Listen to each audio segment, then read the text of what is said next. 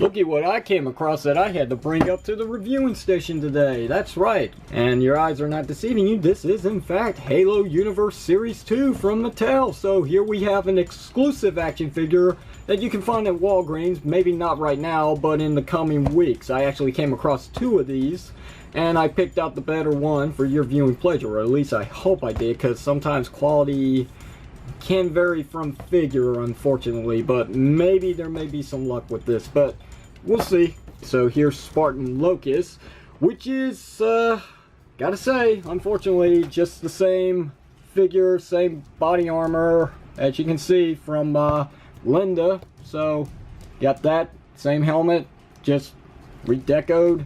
The only real difference, actually, is just the weapon. So, yeah, we don't have that very nice sniper gun with this one. We actually get an assault rifle. It's nice, but could use a little more texture to it. To turn it on the side here, you can see very nice artwork. Well, not artwork, but you know, it's the picture of the action figure within the package, so pretty cool. And here's a look at that same image as well. Just this time you can see the full body of the figure with the included very nice looking helmet. I like it, even if it is just a copy and paste in a different color scheme. And as you can see, here's all the parts that are removable on the figure. We'll get more into detail about that in just a moment. Here's the name, Spartan Locus. I can't even pronounce that, but I will just say Argus armor, so there you have that. And here are the also available action figures, the basic run, but they're nowhere to be found right now at the time. But having to say that finding this figure in stores is a good sign of things. So maybe this line isn't dead after all. Maybe we will see future waves. Hopefully Mattel can get their priorities straight and we will see more figures and more vehicles, because my ghost is feeling lonely and Master Chief needs more of an army build. So anyway, with that said, let's go ahead and open up this figure and see whether or not it was worth the 20 bucks.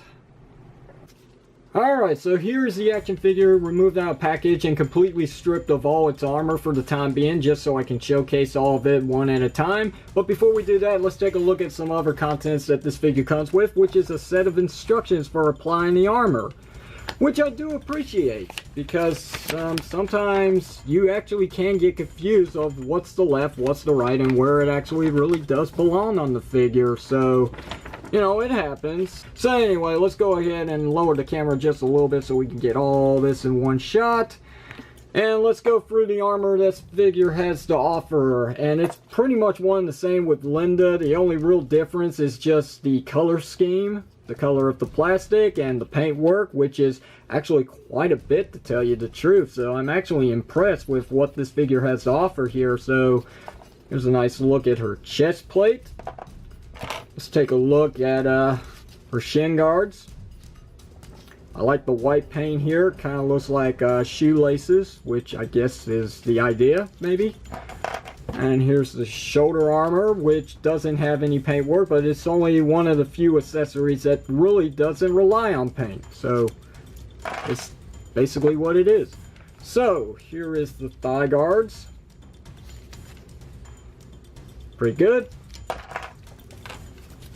Here is the back portion of the shin armor. It's actually casted in red plastic, just painted over in black paint. My apologies. Here's a look at the forearm guards that the figure has. Only real paint work is just the black striping, which does have a little bit of a pattern breakup. Pretty good. Here's the butt plate for the figure. This being the only place that's actually got paint. Here's the interchangeable helmet this figure comes with. It's got a nice attention to detail on the paintwork, actually, quite a bit. I do like the silver eyes, very nice. And also this light here is actually silver as well. And there's a black stripe here that I didn't notice when I was first handling this figure. Pretty good. Of course, the figure also comes with some weapons. We got a magnum pistol. No paint whatsoever. That's basically to be expected here. And then we've got the UNSC assault rifle, which is casted in red plastic.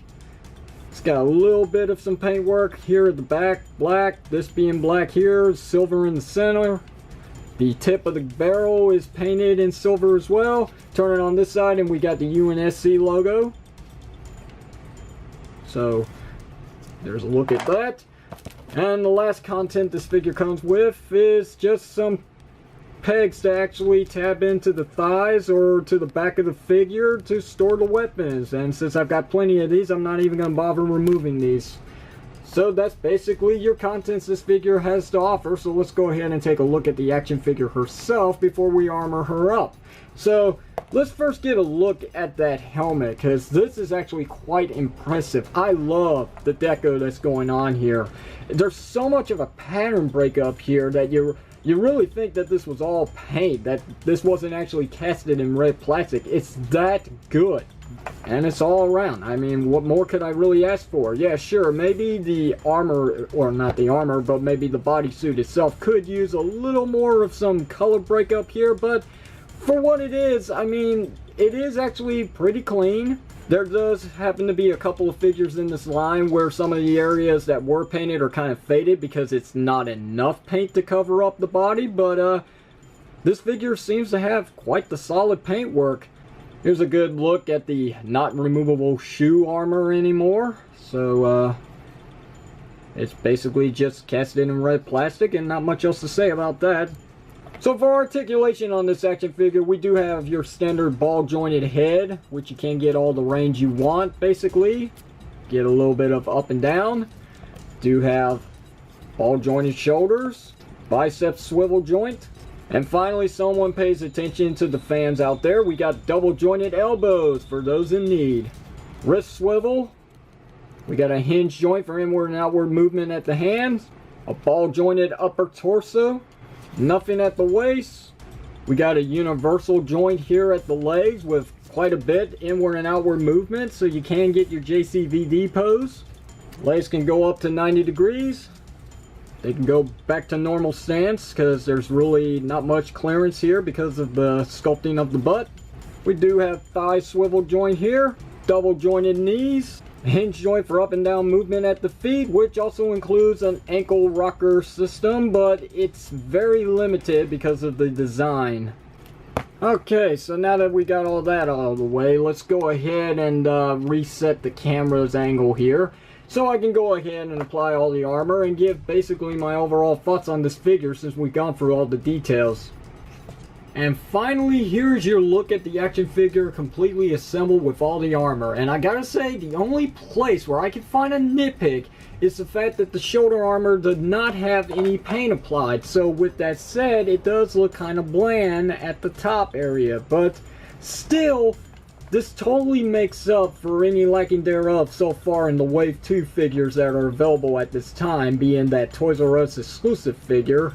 But yeah, all around, I'm actually quite impressed with this. I love the paintwork, and I really do like this action figure as a whole, especially with this helmet here. It's so cool. Other feature that this figure has to offer is an interchangeable helmet, so simple enough. It's actually a quick thing to do here. There we go. Okay, so here's the action figure with Linda's helmet basically on it, and that's not bad, is it? It's actually pretty good. It's just a red Linda. Not much else to really say about that. So I do actually like this helmet much more. So let's just go ahead and reset that. So just pop this off like so without knocking my lamp over, and pop this back on, and that's actually much easier to get back on. So you know, there are quite some fixes actually in the quality of this figure. Outside of maybe the hinge joints for the feet being a little loose, it's still pretty tight to hold up the figure. And I gotta say, everything else seems to be pretty tight on this figure. And removing the helmet is really simple. Putting on the other helmet maybe is just... this section here might be just a little thicker than the ball joint that's used for the figure, but outside of that, I mean, I really had no hard time actually assembling and keeping this figure together with all her armor. I've posed her for a little bit now off of screen, and I can get her in many poses as I want. The armor does not hinder her movement one bit. So let's go ahead and put her weapons in her hands. So here's the assault rifle, which this is the first time I'm actually putting these weapons in her hands here, so I'm not very sure if she'll hold them too good. But she does have a trigger finger, so she's holding them legit. As I go to say that, this actually came out. So there we have it. Yeah, it's not the best position that they could be in, but still, the fact that she's actually holding them pretty secure is all I could really ask for. So, as soon as I get her to stand up just right, we will do a side-by-side comparisons with some of our Halo figures from this line. So, let's go ahead and bring in Fred here, who happened to be just around this area, so he was a quick grab, and as you can see, they're a pretty good scale with one another. Well, let's not stop there. Here's Kelly, so here's a look at another female Spartan figure compared to this female Spartan figure. And of course, no comparisons is complete with Halo action figures without the man himself, Master Chief. And these two, wow, what a difference.